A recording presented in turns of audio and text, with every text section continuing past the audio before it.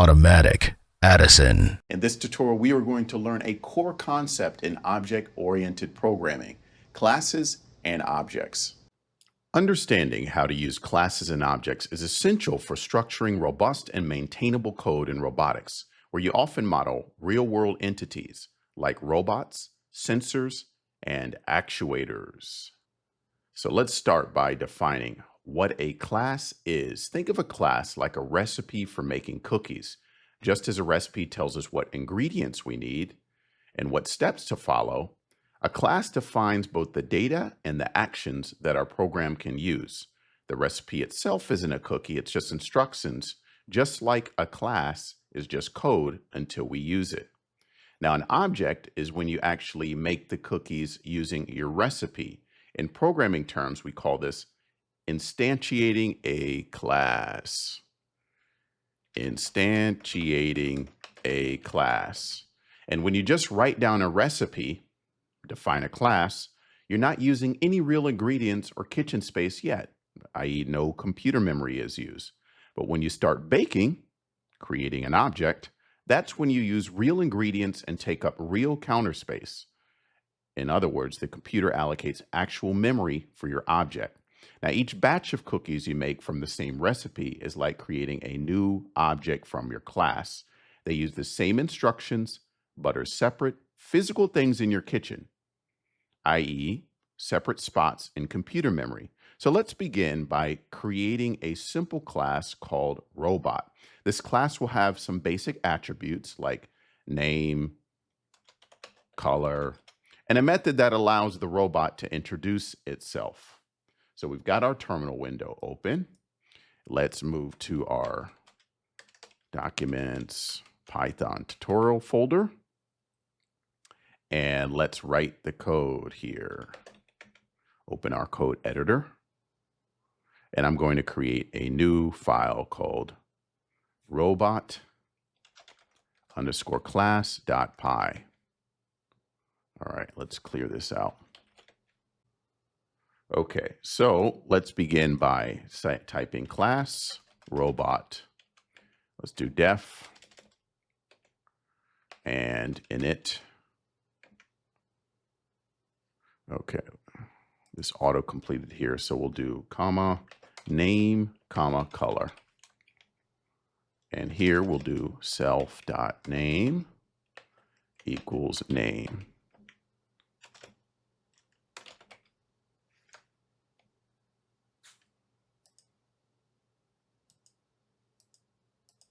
Okay, go to the next line. Let's do self.color equals color.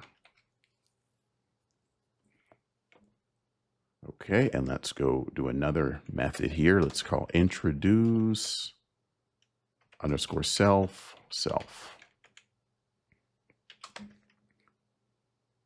Let's do print. Hello, my name is self.name and my color is self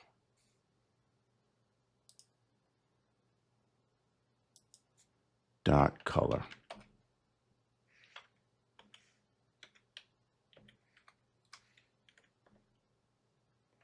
Save.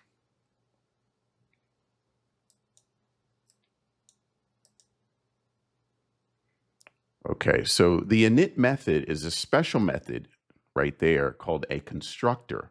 It is called when a new object is instantiated, is created, and it's used to initialize the attributes of the class. Now let's create an object of the robot class.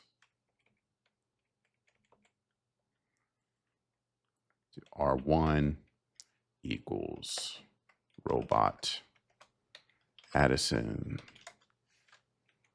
comma, red. And let's do R1 dot introduce self.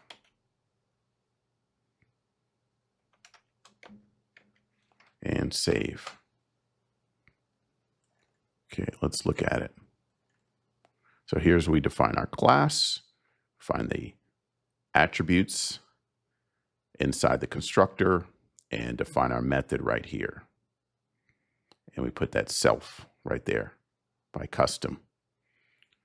And here is where we actually create an object of the class, and we initialize it with the name Addison and the color red. Okay. Oops, forgot to put the closing parentheses there. All right, and method looks good. Okay, and then here is where we actually create the new object right here. And then here is where we actually call the method on the object that we created, which is with the object being named R1. So just to recap, this creates an instance of robot named R1 with the name Addison and the color red. We then call the introduce self method to make the robot introduce itself. So when we call that, we're going to expect to print this hello, my name is, then the name, Addison, and my color is, and then the color. So let's play. And you can see, hello, my name is Addison, and my color is red. So this demonstrates how we've created a robot object and use its method to perform an action. So using classes and objects in robotics programming allows you to encapsulate behaviors and states associated with specific robotic components or subsystems, making your code more modular, reusable, and easier to manage. For example, each sensor actuator can be modeled as an object with its methods for starting, stopping, and processing data.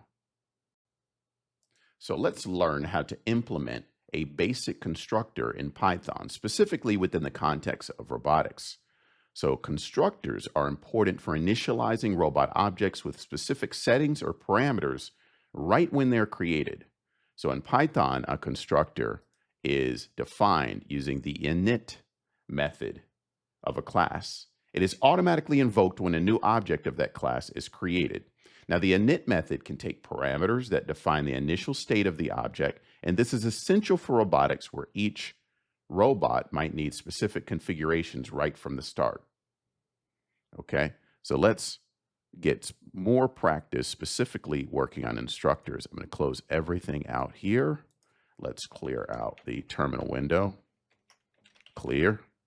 All right, and let's create a new file, and let's call it robot_constructor.py. And now let's write this code. Let's create our class robot. And let's create our instructor using the init method. So it's def, def, and then 2 underscores, init, underscore. You can see the autocomplete right there. And we're going to have to go up here and let's add our arguments here. So name is the first one, type, sensor count. Okay, and then let's do our member variables here. So self.name and then name. So name right here, and then we have the self right here. Member variable self.name equals name. So the object will have the name of whatever, when you create the constructor, whatever is in this spot, this first spot, which is name. Same with type and sensor count. And that object will have this attribute, which is prepended with the self dot. That's just a standard in Python. So self dot type equals type, and self dot sensor count equals sensor count. Okay, and let's print F robot created self dot name comma a, and then self dot type robot with let's see, and let's do self dot sensor. Sorry for this piece up here, which doesn't go away. do self.sensor count, our other member variable here, and then sensors. Save.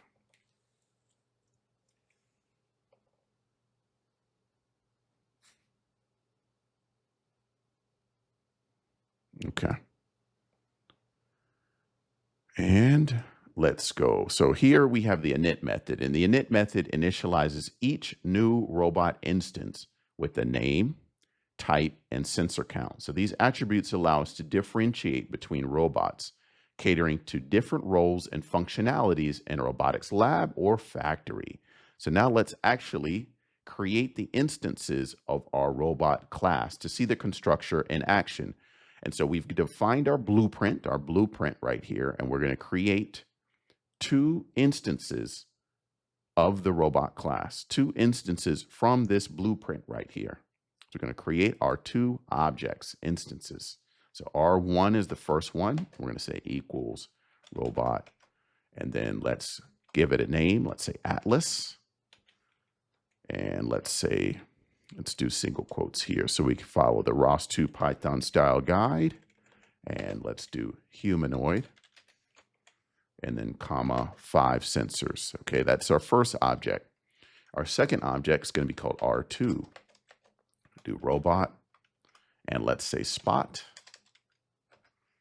and do quadruped, and let's do 4. Okay, let's play. All right, so here's our first object. So robot, okay, created, self-name Atlas, a humanoid robot with 5 sensors. And here's our second object, robot created spot, a quadruped with 4 sensors. So you can see how we've created 2 different objects from the same blueprint. So remember, a class is like a blueprint. It's a blueprint for creating objects. So again, I'm going to repeat.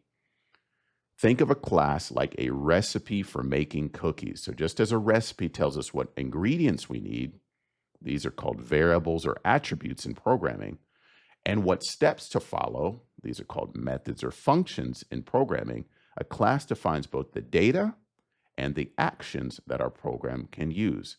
And the recipe itself isn't a cookie, it's just instructions, just like a class is just code until we use it. So, and the object is when you actually make the cookies using your recipe, or the object. This is the recipe, and this is the making the cookies right here, R1 and R2. This is very fundamental, so make sure you understand it.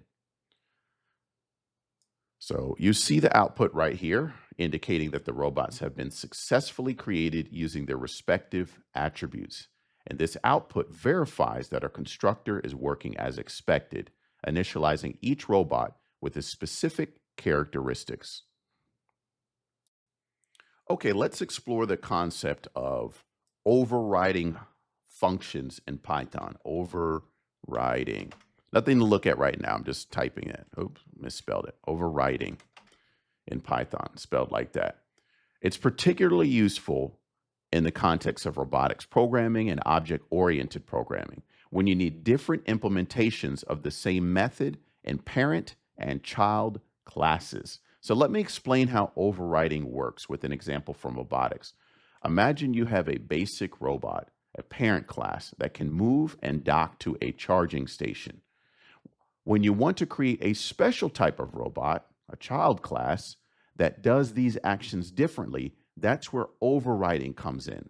So in programming, overriding lets you take a behavior that already exists in a parent class, like how the robot moves, and gives it a new set of instructions in the child class, like making a cleaning robot move in a specific pattern. It's like saying ignore the original instructions and use these new ones instead.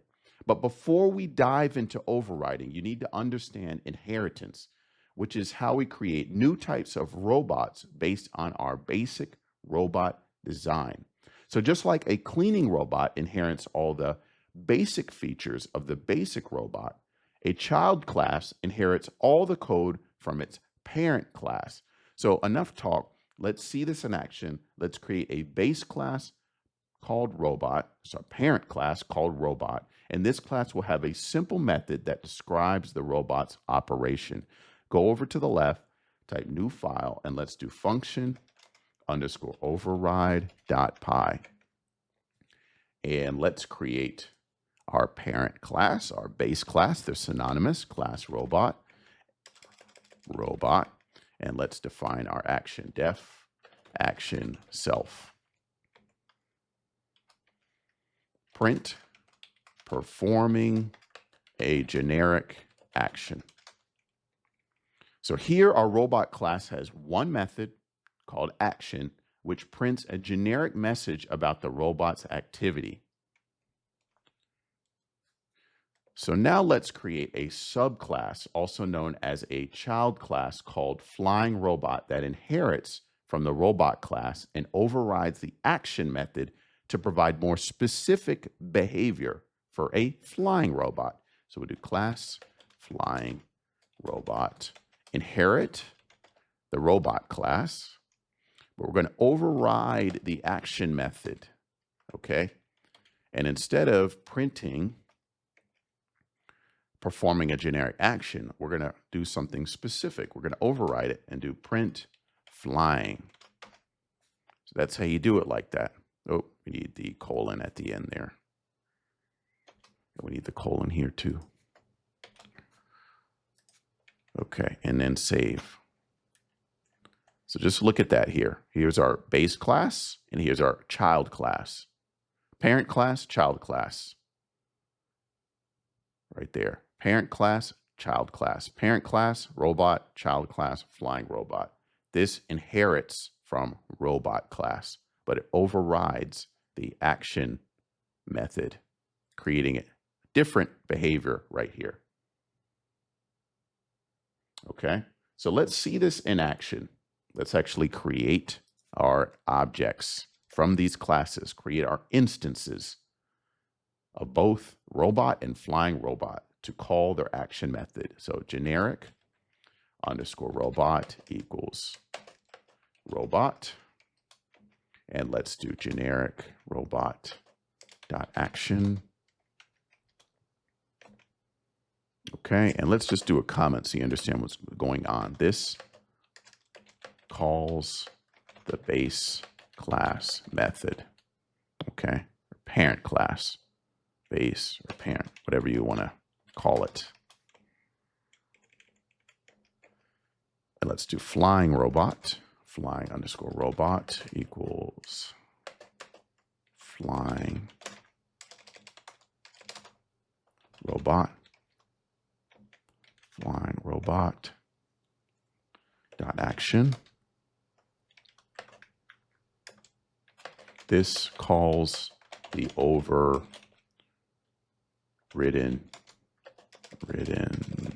method in the subclass. Okay. You can also call this child class. Same thing. Okay. So we've created our instance of the robot class and we call its method. We create our instance of the flying robot class and then we call its method. Okay. And remember, its method is overridden right here. So we should expect this right here when called to print performing a generic action. And we should expect, let's go down here, this flying robot.action when called to print out flying. So save the script, play it, and that's in fact exactly what we get. So performing a generic action and then flying. Pretty cool. So you see this output shows how the action method behaves differently depending on whether it's called on an instance of the robot or the flying robot class. So overriding methods, it's particularly beneficial in robotics when you deal with different types of robots that might share some functionalities, but also have unique behaviors. By using overriding, you can ensure that each robot type performs its tasks appropriately while still inheriting from a common base class. That's it for this tutorial on function overriding. Thanks, and I'll see you in the next tutorial. Keep building.